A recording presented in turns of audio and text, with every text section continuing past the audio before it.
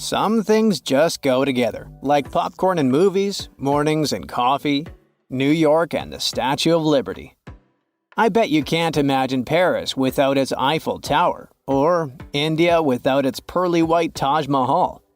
Well, you might have to adjust to a new picture of the world, because these and many other iconic landmarks will probably disappear in the next decades. And before you jump in a taxi to the airport to see them all, let's make a list first. The symbol of Paris has been there since 1889. The tower wasn't supposed to last for centuries. They planned to remove it 20 years later. So for a lady of her age, the most famous madam is doing pretty well. But since it's made of iron, her most dangerous foe is corrosion. And if they put the tower in a protective case, it wouldn't look that beautiful, right? So it's standing there, in the open, exposed to water and air, slowly oxidizing. The people in charge know about it, but they just keep putting a new layer of paint on the tower once every 7 years. It got a $65 million makeover before the 2024 Olympics in Paris, but critics say it's not enough to solve the rusting problem. Another thing that's bothering the tower is the wind, which makes it vibrate slightly. And then there's the sun that heats up the eastern, southern, and western sides of the tower one by one and makes them expand. When the night falls, they go back to their original state. So the top of the tower follows an almost circular curve every 24 hours.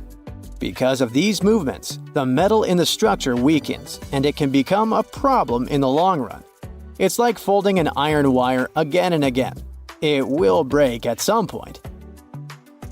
It took around 20 years and around 20,000 workers to complete one of the most beautiful constructions in the world, the Taj Mahal. It was supposed to have a twin brother in black, but that never happened. Sadly, it's not the worst news about this marble beauty, as there are debates on its demolition. Yep, one of the new 7 wonders of the world could disappear because of excessive vehicles, burning of coal, dust storms, and forest fires that make the air around it bad, to say the least.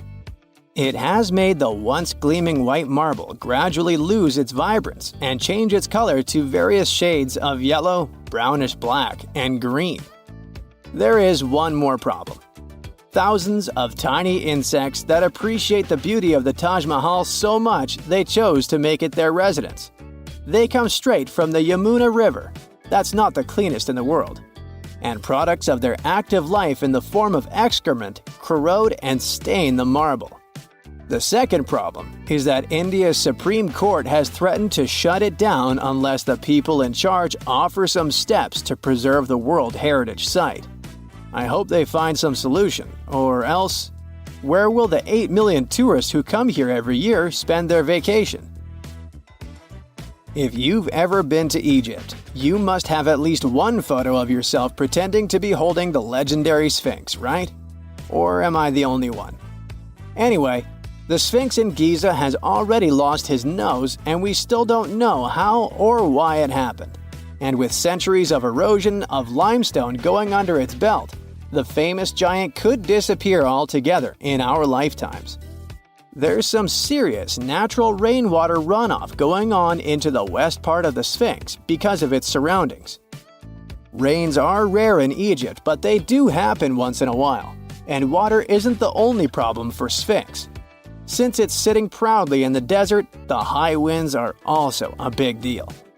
They're causing something like sandblasting, like an invisible hand with a tool that's rooting that delicate, grainy substance. And then there's also groundwater.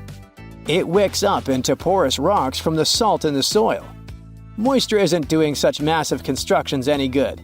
The Sphinx and the pyramids have survived for centuries, but if the elements work against them in an unlucky combo, these human-made giants will have no chance of winning.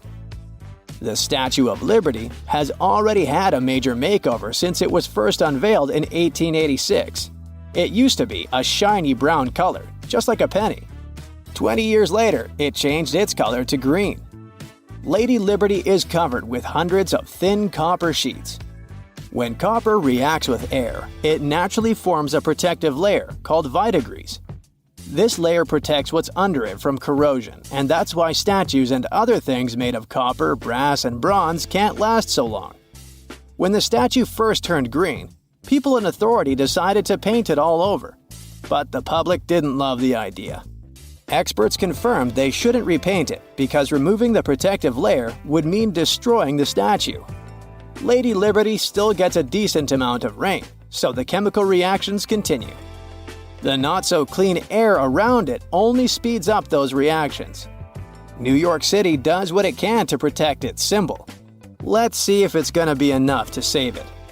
When Machu Picchu in Peru was first discovered in 1911, its explorer thought he had managed to find the lost city of the Inca. Several decades later, it turned out that it wasn't the same city. But it doesn't make it any less cool, right? The stones making up the buildings are cut so precisely and sit together so tightly that you can't even insert a credit card between them. It has saved the city from serious earthquakes, which are common here. The buildings just dance through all the shaking and then go back into place. But there's another serious problem, and it's called people. About 4,000 tourists come here every day, and they're physically ruining the ancient ruins. Local authorities are trying to stop it and suspend visits to some temples and structures. When the site was closed completely for a month, many locals dependent on tourism got really angry and spoke up against it. So they need to find some solution to save Machu Picchu without shutting it down. Hundreds of thousands of tourists try to push it back up for cool photos, but can anyone really save the Leaning Tower of Pisa from falling over? It started tilting southward shortly after the beginning of construction back in the 12th century because of the soft ground under its foundations. That soil couldn't handle the weight of the heavy white marble and started to go down. The builders decided to get creative and add each next floor at an angle to fix the tilt, but it didn't help. Once 3 of the 8 floors were finished, the tilt was so obviously getting worse that they had to pause the construction process to solve the problem. When the tower was finally ready, it tilted at 1.6 degrees. Almost 3 centuries later, an architect working on it wanted to show the world the beautiful carvings on its base. He shouldn't have done it because it made the construction tilt like never before. In the middle of the 20th century, when the tower was already leaning at 5.5 degrees, Italian officials decided it wasn't funny anymore and invited experts to save it from completely falling over. They came up with an idea to extract soil from beneath the tower's northern foundation to put it back in an upright position. This method worked and helped to pull the tower against the direction of the tilt. The team had to repeat the process over several years at 41 different locations around the tower. I'd probably give up after the 3rd location as I have zero patience. In May of 2008, the tower finished straightening and finally stood still. Experts think it will last a while now, but if a strong earthquake intervenes, its future might not be that bright.